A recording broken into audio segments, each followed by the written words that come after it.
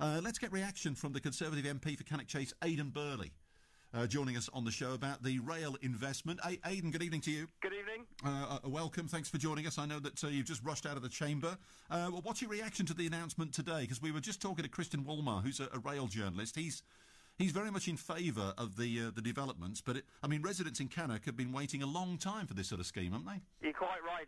Residents in Cannock have been campaigning for this since the early 1960s, which was 20 years before I was even born. And it's fair to say that MPs and councils of all political colours have tried to get what we call the Chase line electrified. That's the 15-mile of track between Walsall and Rugeley-Trent Valley in my constituency.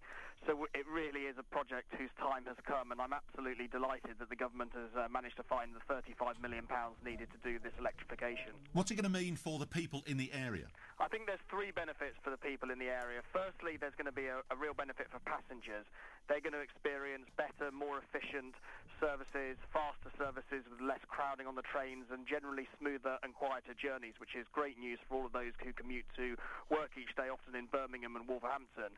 Secondly, it's going to lead to economic growth for the region and for Cannock Chase. KPMG did a piece of work for Centro which identified that if this scheme went ahead, 1,400 jobs would be created and £130 million of economic benefits would be generated every single year.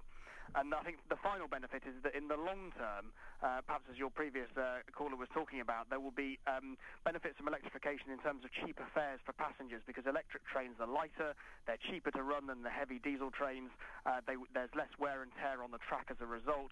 So in the long term, this should lead to a reduction in fares, which will be welcome for everybody who uses the rail network. Well, I was talking to Christian Wolmar about the prices going up. He said that he didn't think necessarily that would happen, principally because of the economic recession we're in. He didn't think that you could put those fares up.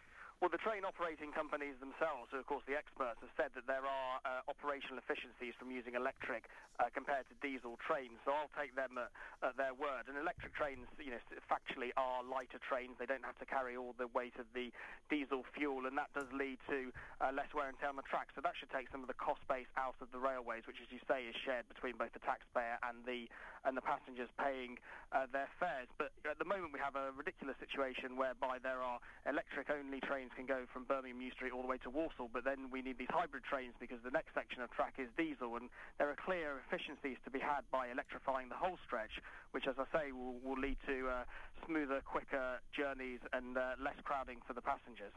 Conservative MP for Cannock Chase, and a happy man tonight, Aidan Burley. Aidan, good to talk to you. Thank you very much. 17 minutes past 5, BBC WM. BBC WM 95.6. Travel.